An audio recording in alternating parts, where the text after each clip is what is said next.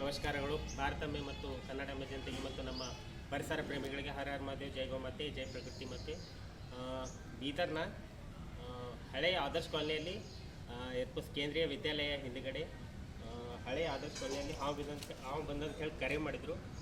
ಯಾವ ಹಾವು ಯಾವ ರೀತಿ ಸಂರಕ್ಷಣೆ ಮಾಡಬೇಕು ಮತ್ತು ಎಲ್ಲಿ ಬಂದದ, ಯಾವ ಥರ ಆಟ್ಕೊಂಡದ ಅಂತೇಳಿ ನೋಡ್ತೀನಿ. ಯಾವ ಹಾವು ಅಂತೇಳಿ ತೋರಿಸ್ತೀನಿ ನಿಮ್ಗೆ.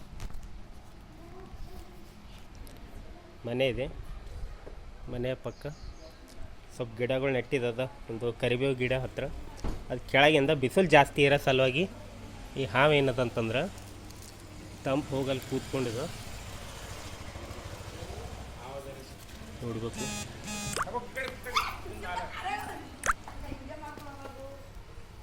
ನೋಡ್ಬೇಕು ಮಗ ತಗೋ.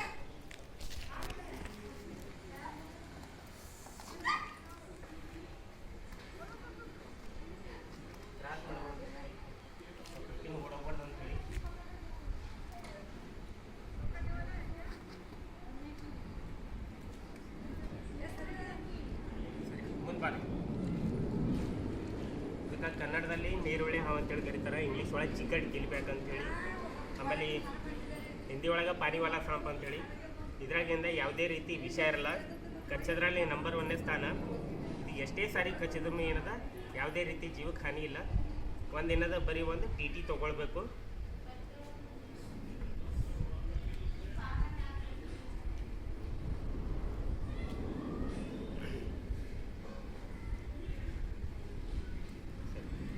ಸುರಕ್ಷಿತವಾಗಿ ಪ್ಯಾಕ್ ಮಾಡ್ತೀವಿ.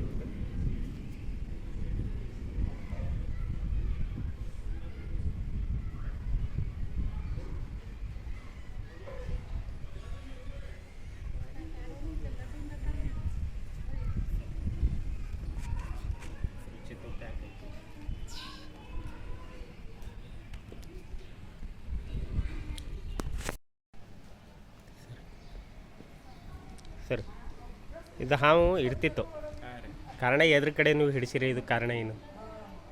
ಬಂತಿರಿ ಇಲ್ಲಿ ನಾವು ಮನೆಗೆ ಹೊರ ಹೊಂಟಿದ್ದೆವು, ಅಷ್ಟಾಗಿ ಗಿಡದಾಗಿಂದಾಗ ಅದು ಬಂತು. ಅದಕ್ಕೆ ಅಲ್ಲಿ ಪರ್ಸಿಬಲ್ ಬಿಸಿ ಹಚ್ಚಿಗೆ ಹಾರ್ಲಕ್ಕೆ ಚಾಲು ಆಯಿತು. ನಮ್ಮ ಮಮ್ಮಿ ಚಿಕ್ಕ ಆ ಕಡೆ ಹೋದ್ರು ಮತ್ತು ಒಳಗೆ ಹೋಗಿ ಕುಂತು ನಾ ಅಲ್ಲೇ ನೋಡ್ಕೊತಾ ಹೇಳ್ತಿ ಮತ್ತೆ ಕಾಲ್ ಮಾಡ್ದೆ. ಸರಿ, ಅಲ್ಲಿ ಮಕ್ಕಳೆಲ್ಲ ನಮ್ಮಲ್ಲಿ ಇಲ್ಲೇ ಗಿಡದಾಗೆ ಆಡ್ತಾ ಇರ್ತಾರೆ ಅವಾಗ. ಸರಿ, ಈ ಹಾವಂತ ಈಗ ಸುರಕ್ಷಿತವಾಗಿ ಹಿಡಿದೀನಿ. ಹಾಂ ರೀ. ಹೆಂಗೆ ಅನ್ನಿಸ್ತೆ? ಹ್ಯಾಪಿ ಅನ್ನಿಸ್ತಾ ಈಗ? ಹಾಂ, ಖುಷಿ ಆಯಿತು. ರೈಟ್, ಸರಿ. ಇದೇ ರೀತಿ ಏನಾದರೂ ಹಾವಿನ ಸಂರಕ್ಷಣೆ ಮಾಡಿ ಇದರದೇ ಆದಂತಹ ವಾಸಸ್ಥಾನದಲ್ಲಿ ಬಿಡ್ತೀನಿ. ಧನ್ಯವಾದಗಳು. ಈಗ ತಾನೇ ಈ ಹಾವನ್ನು ಹಿಡಿದಂಥ, ಇಲ್ಲಿಂದ ಹಳೆ ಆದರ್ಶ ಕಾಲನಿಯಲ್ಲಿ ಹಿಡಿದಂಥ ಈ ಹಾವನ್ನು, ನೀರುಳ್ಳಿ ಹಾವನ್ನು ಸುರಕ್ಷಿತವಾಗಿ ಅರಣ್ಯದಲ್ಲಿ ಬಿಡ್ತಾಯಿದ್ದೆ.